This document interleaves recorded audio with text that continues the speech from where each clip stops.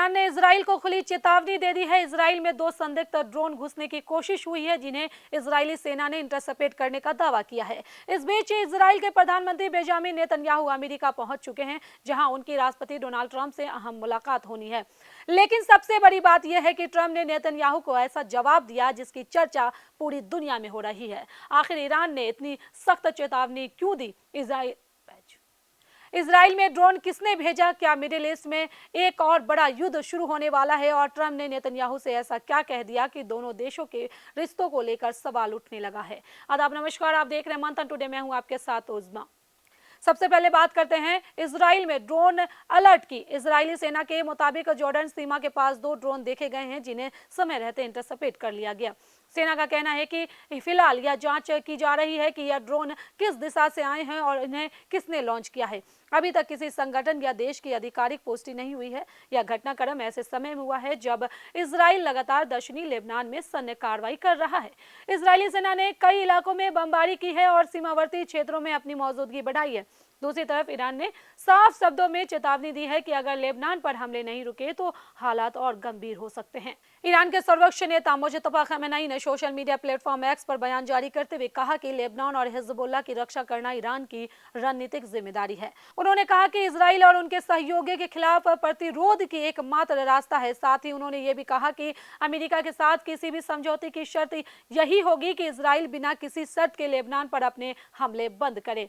Khamenei ने Hezbollah प्रमुख शेख नईम कासिम और संगठन के लड़कों की तारीफ करते हुए कहा कि उन्होंने प्रतिरोध की एक मजबूत दीवार खड़ा की है। उन्होंने मारे गए हिजबुल्लाह नेता सैयद हसन नसरल्लाह को भी श्रद्धांजलि दी और कहा कि हिजबुल्लाह अब पूरे क्षेत्र में प्रतिरोध का सबसे बड़ा प्रतीक बन चुका है। दरअसल पिछले कई महीनों से लेबनान और इजराइल के बीच तनाव बना हुआ है। अमेरिका की मध्यस्थता में दोनों पक्षों के बीच सीज फायर जरूर हुआ था, लेकिन लेबनान पक्ष का आरोप है कि इजराइल समझौते के बावजूद कई इलाकों से पीछे नहीं हटा और लगातार सैन्य कार्रवाई जारी रखे हुए है। यही वजह है कि ईरान अब खुलकर लेबनान के समर्थन में उतर आया है। ईरान का कहना है कि अगर इजराइल पीछे नहीं हटता है तो उसके पास जवाबी कार्रवाई के अलावा कोई विकल्प नहीं बचेगा। इस बीच एक और बड़ा घटनाक्रम सामने आया है। इजराइल के प्रधानमंत्री बेंजामिन नेतन्याहू अमेरिका पहुंचे हैं, जहां उनकी राष्ट्रपति डोनाल्ड ट्रंप से मुलाकात होनी है। इस बैठक में गाजा, ईरान, लेबनान, सीरिया और पूरे मिडिल ईस्ट की सुरक्षा स्थिति पर चर्चा होने की उम्मीद है। लेकिन बैठक से पहले ही ट्रंप और नेतन्याहू के बीच मतभेद की खबरें सामने आ गई हैं।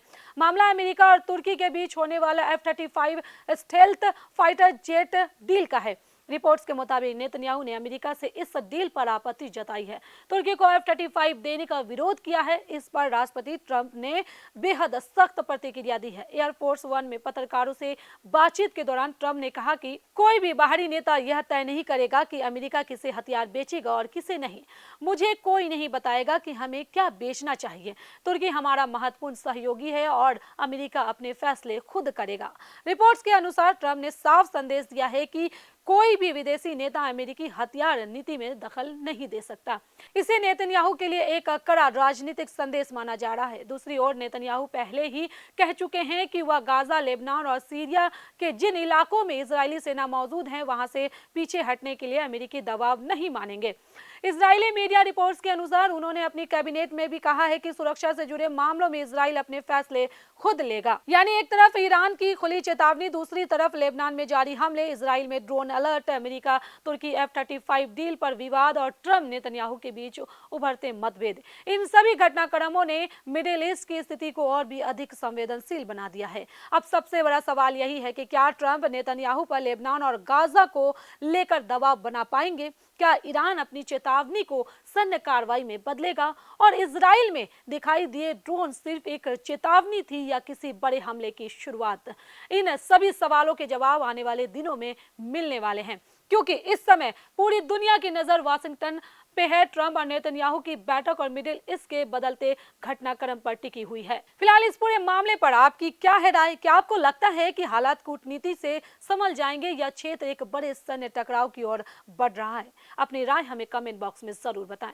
चलिए फिलहाल इस खबर में बस इतना ही। देश दुनिया की ऐसी तमाम बड़ी खबरों के लिए बने रहे मंथन टुडे के साथ साथ ही हमारे चैनल को लाइक करें, सब्सक्राइब करें, फॉलो करें और निष्पक्ष पत्रकारिता देखना तो देखते रहे मंथन टुडे। बहुत बहुत शुक्रिया।